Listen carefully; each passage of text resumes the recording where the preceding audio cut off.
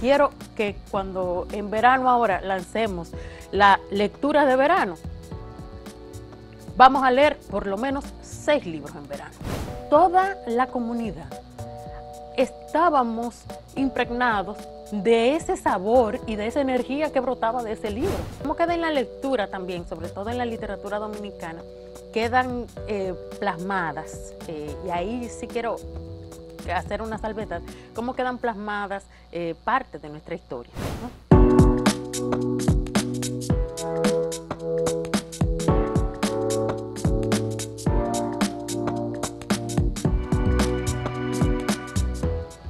Saludos, amigas, amigos. Ustedes sintonizan Acento TV y este es su espacio A Partir de Ahora, que hoy tiene la esperada sección semanal Interacción Académica con la doctora, la profesora Ibe Guzmán. Y adivine quién es la invitada de su sección. Ella misma hoy se antojó ser ella misma. Bienvenida, Ibe. Me autoinvité. Exactamente. Sí, porque, y quiero que hablemos, Gustavo, de un tema que está siempre como tema, pero no como acción, y es la lectura en el aula de clase. Yo una vez le decía, cuando Maribel Contreras estuvo aquí, citó una frase que yo siempre digo, yo dije, yo ya nada más garantizo que los muchachos leen lo que leemos dentro del aula, porque no saco la cara por asignaciones de lectura que yo le ponga y ellos luego retornen y me digan que lo leyeron, porque yo nada más saco la cara por lo que leemos en el aula. ¿Y qué pasa cuando uno lee en el aula? ¿Qué yo siento que pasa cuando leemos, que hacemos esa especie de comunión lectora, cuando hacemos nos entregamos todos a una misma velocidad de lectura, nos entregamos todos a unas mismas pausas, nos entregamos todos a una misma narrativa? Se crea en el aula una especie de burbuja donde el imaginario de lo que estamos leyendo nos invade a todos. Y si leemos el cuento de Gustavo Olivo, Un hombre discreto, esa atmósfera del cuento sale del libro y se instala en el aula. Y en esa instalación, después que se lee, uno no encuentra ni siquiera qué otra cosa hacer que no sea volver a leer. Eso hace del aula un espacio mágico donde la atmósfera del libro ahí cobra vida. Y esa experiencia yo quisiera que la retomemos en este verano que está haciendo tanto calor, y nosotros volver a la lectura como un tema común. ¿Qué es lo que pasa con los grandes medios de comunicación y las grandes noticias del mundo, que decimos que lo banal se está tragando todo? Bueno, no es que lo banal se esté tragando todo, es que son un tema de conversación común, y si estamos aquí, yo sé que tú sabes de Shakira y Piqué, y si no tengo nada que hablar, voy a hablar de eso. Ahora bien, cuando ese tipo de conversaciones se instalan en un imaginario colectivo, bueno, todo el mundo acude a ellas como una especie de salvoconducto conversacional para crear vínculos, para asegurar relaciones, para pasar el rato. Digamos entonces que el libro, tenemos que asegurar que un libro que se lea en comunión crea un vínculo afectivo, conversacional y cognitivo con el autor, el libro, y con ese acompañante que yo tuve ahí. Y que se crea, digamos, una comunidad de intereses comunes en torno a esa lectura, porque sí, lo que tú decías, el asunto de farándula, los artistas, pero igual yo lo veo con los colegas, por ejemplo, del área deportiva. Exacto. Que se juntan y ahí se habla mucho de fútbol, de pelota, de baloncesto, pero igual si hay gente que le gustan los gallos, se va a hablar de gallos. No importa que sean uno de clase alta, otro de clase pobre, ahí hablan de gallos cuando se juntan. Eso es una excelente ¿entiendes? Porque ese es un interés común. Y entonces si se hace un interés común la lectura, van a hablar de libros. Así mismo es. Y con esas vivencias de cada uno y esas comparaciones que hacen esos muchachos con lo que leen y lo que viven. O sea, poner el libro traspasa, sale de la página, se instala en el aula, pero ese libro se va con ese muchacho y con esa muchacha. Y cuando ese muchacho y esa muchacha retornan al aula, entonces hay una especie de osmosis, donde lo que sale es, digamos, un manantial de agua filtrada, de una conversación distinta, de una manera de referirse a sí mismo, a su entorno distinta, y de comprensión de actitudes de sus tíos, de su primo, de su mamá, de su papá, distinta. Entonces empiezan a referirse a la condición humana o a las actitudes deplorables o actitudes malsanas en un momento, como si estuvieran fuera de esa narrativa y no como reaccionarios a esas situaciones. Entonces, de alguna manera, esa lectura ya no solamente ha cumplido con una función, no solamente sale del libro, se instala en el aula, va a la vida, también va a la realidad de ese muchacho. Cuando ese muchacho puede mirar a los actores, a las actrices de su barrio, de su entorno, y despegarse de ese suceso para mirarlo lejos, para mirarlo desde el lado o desde arriba, entonces es capaz de reflexionar antes de actuar. Y esa es mi esperanza cuando leo un libro, que ese proceso. Y la experiencia que yo he tenido, el momento que incursioné en la docencia también, es que cuando uno logra eso con un grupo de estudiantes, lo mejor es que se le despierte el hambre por otras lecturas también.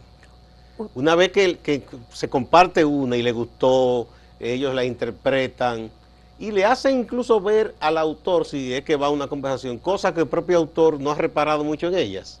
Yo creo que una vez cuando estábamos en Zoom, que leíamos tu libro, yo recuerdo que muchas de las preguntas que los muchachos te hacían, tú te quedabas pensando. Digo yo, es que... Me hacían ver cosas que yo no tenía pendientes. Es que el texto se revela ante el lector.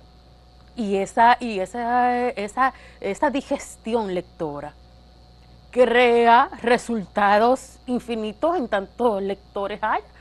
Entonces, cada lector, cada libro, en cada aula es una experiencia mágica.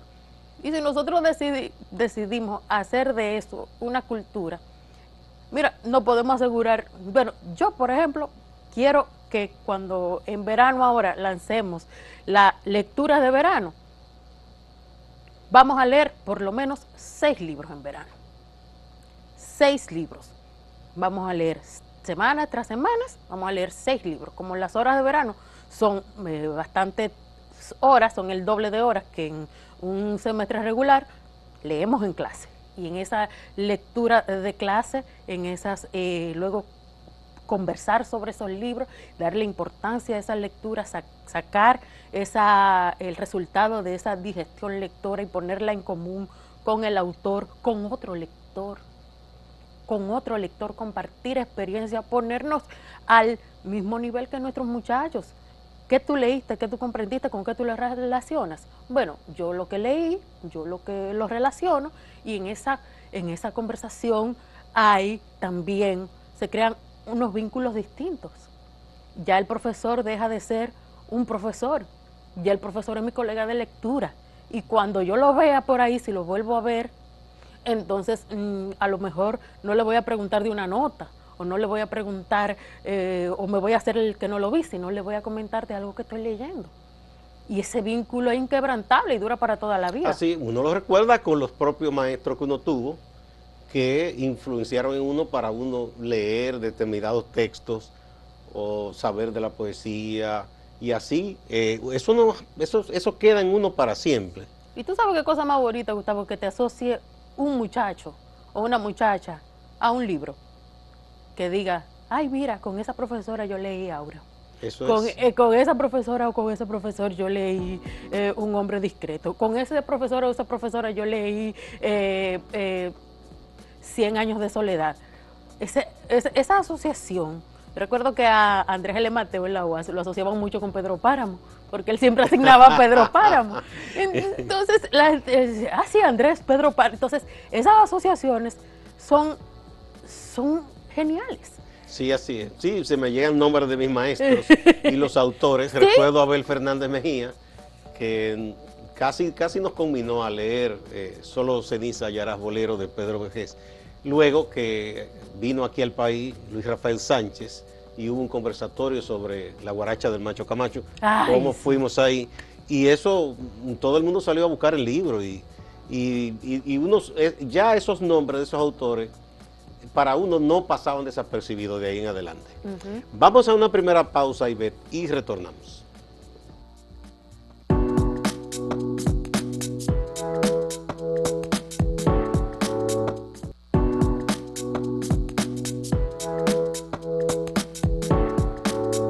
Continuamos dentro de A Partir de Ahora con la sección semanal Interacción Académica con la profesora, la doctora Ivette Guzmán. Continuamos, Ivette. Leer en el aula. Hablábamos del programa que estamos lanzando hoy. El primer invitado va a ser Gustavo Olivo, así que vamos a poner algunas fotos de ese encuentro. Luego, cuando estemos en interacción académica, lecturas de verano. Vamos a empezar con Un hombre discreto y hoy Gustavo se comprometió a hacer una donación de algunos libros a nuestros grupos de verano de la UAS. Mira, ahí está, ¿verdad? La ilustración muy bonita. Mira, ve qué bien, qué creativo, ¿verdad? Lectura de verano, fruta, una lectura, una bebida refrescante, ¿verdad? Sí, exacto, es hacer de la lectura también algo cotidiano y algo refrescante. Hablábamos en la sección anterior, Gustavo, de esa burbuja que se crea cuando uno logra leer en el aula de manera, leer en el aula y cómo eso de alguna manera es expansivo a la vida y al entorno del muchacho. Ahora, cuando una institución logra que un colegio entero o que una universidad entera lea un libro, un mismo libro. Pongo como ejemplo en el Colegio Lux Mundi, cuando la doctora María Amalia León era la directora académica, leíamos un libro, la comunidad entera, pongamos bachillerato, leíamos, recuerdo que leímos en una ocasión Casa de Muñecas, de Ibsen. Entonces, Nora, la protagonista, era parte de nuestras conversaciones. Mira, pero se metían en libros profundos de Ibsen, nada más y nada menos. Exacto. Sí, no, La muerte de Iván Illich en un momento, leímos La joven de la perla en otro momento. Entonces, de alguna manera, en toda la comunidad estábamos impregnados de ese sabor y de esa energía que brotaba de ese libro.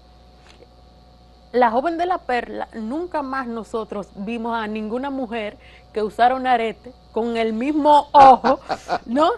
Que como la vimos después de esa lectura. Pero no hay tampoco, no volvimos a mirar las escasa obra de Johannes Werner de la misma manera, ni a mirar a esa joven de la perla simplemente con ese gesto asustadizo que sale en la pintura y un poco como asalvajado, pero cuando entonces nosotros leemos el libro de Tracy Chevalier, nos damos cuenta de todo lo que nos podemos dialogar con esa pintura a partir de la lectura del libro y a partir de esa conversación. Y María Amalia con eso tiene un proyecto sumamente interesante, una metodología de integración de las artes, donde se lee el libro, se escucha una melodía instrumental y se relaciona con una lectura y es con una pintura. Y ese diálogo de las artes, esa conversación más la experiencia del lector hace unas conversaciones casi infinitas. ¿De qué es infinito? Pienso yo, porque una cosa lleva a la otra. Y conversaban estos días con un colega y él me decía, no sé por qué llegó de referencia el libro Siddhartha de Hermann Hesse, y yo le decía que ese libro, yo tengo un recuerdo muy agradable, una historia con un amigo que en un momento muy difícil de su vida, que había caído en muchos problemas, ese libro yo se lo presté y él me dice, mira, esto transformó mi vida, y literalmente que fue así. ¿Sabes qué? Y ese amigo me dice lo mismo, dice, a mí en un momento dado ese libro me salvó. Porque en Siddhartha, Germán, es lo que hace es que te dice, bueno, me encanta una frase de que del, no sé si el del Ramadán o el de, que decía, bueno, ante la escasez de alimentos, el ayuno es un excelente ejercicio espiritual. Bueno, si no tiene que comer, aprovecha ese momento para ayunar y para de mortificarte. No, y además la búsqueda de un sentido de la vida. Exacto, y de la trascendencia, no solamente a través de lo material, sino a través de ti mismo, de tu comunión con el universo. Cómo tú puedes trascender sin que sea a través del ojo del otro, porque nosotros buscamos la trascendencia a través de la mirada del otro y nuestras narrativas las formamos a través de la mirada de los otros. Pero en ese libro se propone que hagamos nuestra narrativa en función de la mirada de nosotros mismos. Y eso da miedo. Da miedo tú decirte a ti mismo en la mañana, y no sé, y quien esté en su casa, haga el ejercicio. ¿Quién soy yo? Y comience a decir y descúbralo usted mismo y empiece a hacer. ¿De dónde vengo? ¿Para dónde voy? Su propia narrativa y sí. Pensarse uno como en este universo infinito, sí. ¿Verdad? Uno dice, caramba. Mejor déjame dejar de esto y déjame coger para el trabajo. La lectura sirve para todo eso y más. Sí. Nos conecta con posibilidades infinitas de pensamiento, digamos, de goce estético, de creatividad, todo eso. ¿Sabes que los muchachos, cuando yo les digo que cuando uno lee mucho, se hace mejor en las otras materias? Antes la gente lo decía de manera empírica. De alguna manera, quien leía mucho podía salir airoso de otras bueno, porque la capacidad de entendimiento se le amplía, ¿no? Claro, claro. Entonces, cuando tú dices, bueno, la gente lo decía de manera empírica, pero ya está demostrado que es así. Entonces, los seres humanos, bueno, evolucionamos y la misma herramienta que utilizamos para distinguir un animal que me amenaza de uno que no lo hace, es lo mismo que yo utilizo para distinguir una R de una L. Entonces, de alguna manera, reciclamos esas capacidades y le damos un uso intelectual. Y eso, aunque ya se ha explicado de manera científica, la única manera que tienen los ahora neurocientíficos para definirla, eso es mágico. O sea, la magia fue lo que hizo que el ser humano pasara de un animal de supervivencia a un animal de espíritu, a un animal del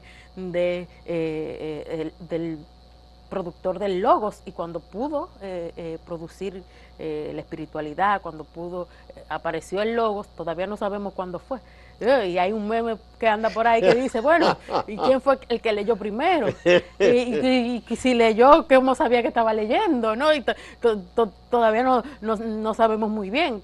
¿Cuál fue el primer lector de la historia de la humanidad?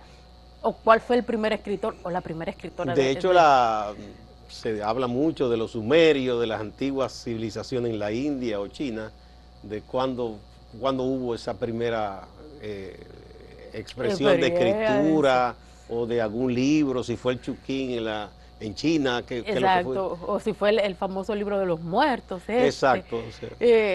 Y bueno, se cree que fue a través de pictografía, ¿no? De imitar la figura humana y a través de dibujar la realidad, pues que esa experiencia de lectura se despertó. Pero me gustaría, ¿te imaginas la mirada de ese primer lector en el mundo? Me gustaría que alguien hiciera, aunque sea una película, el primer lector. De alguna manera comienza con una reflexión parecida así el libro Terra Nostra de Carlos Fuentes. Ajá. Del tipo que está cavilando como acostado, me parece que, si mal no recuerdo, que dice, increíble la primera puesta de sol, el primer amanecer, el primer ser que se sostuvo sobre dos piernas, etcétera, etcétera, y comienza a reflexionar. Bueno, vamos a otra pausa y volvemos.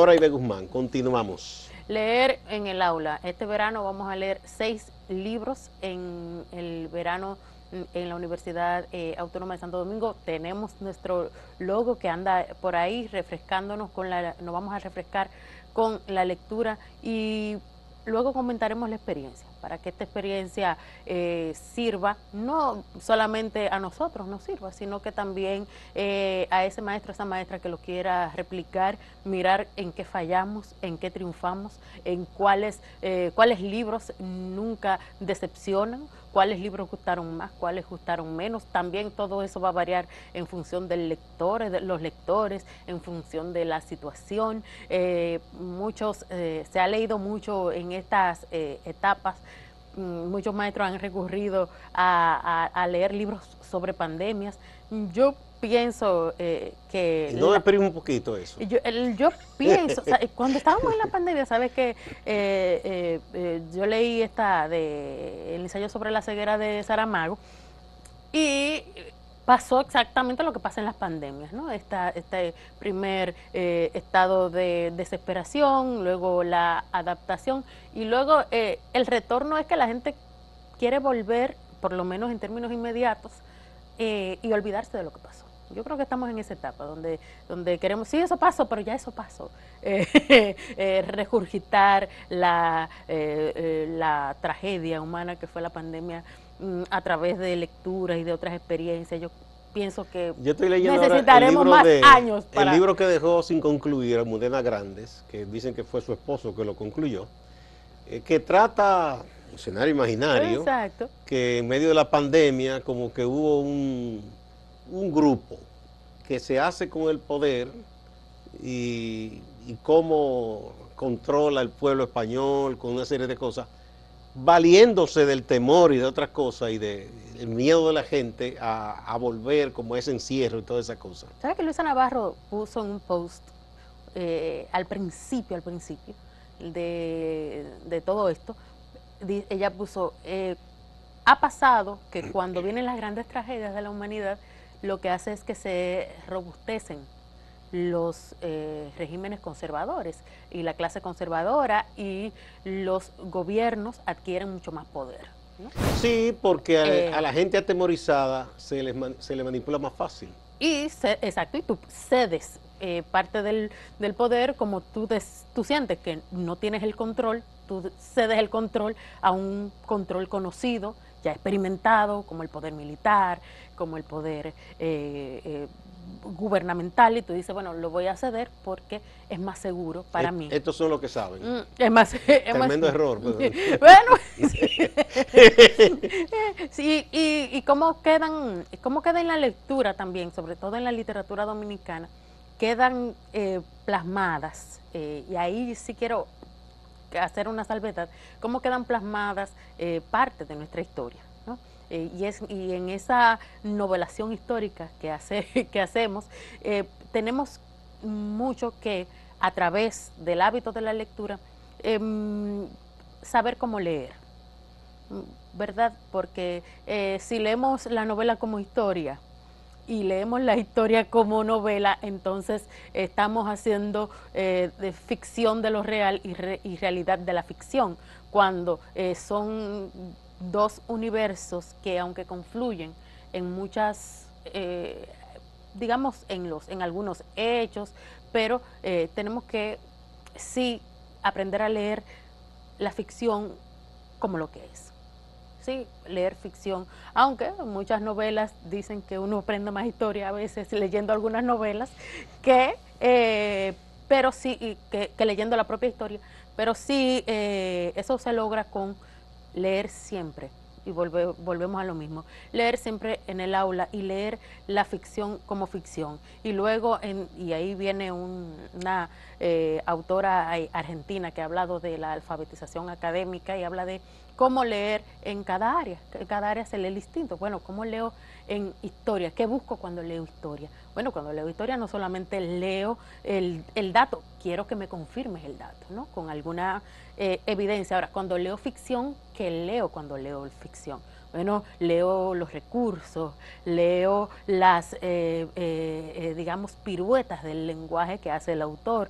Cuando leo en biología, ¿qué leo? Bueno, leo procedimientos, leo resultados. Cuando leo investigación científica, inmediatamente, ¿qué leo? Bueno, leo que hay un problema planteado y luego voy a las conclusiones, veo que hay, según unas teorías, y luego leo las conclusiones. Entonces, yo creo que el primer paso de ayudar a que nuestros estudiantes y nuestras estudiantes lean mejor, si se quiere, es haciendo del ejercicio de la lectura una cuestión cotidiana. Esa comunidad de lectores en el aula, qué bueno. Muchas gracias, Ivette. Yo creo que es una gran iniciativa, así que cuenta con mi apoyo y estoy seguro de que de toda la gente que te sigue y te ve siempre, hay que leer más. Yo creo que es un hábito que una vez que se adquiere, uno agradece a quien ha llevado a uno a tomarle amor al libro y a la lectura. Muchas gracias.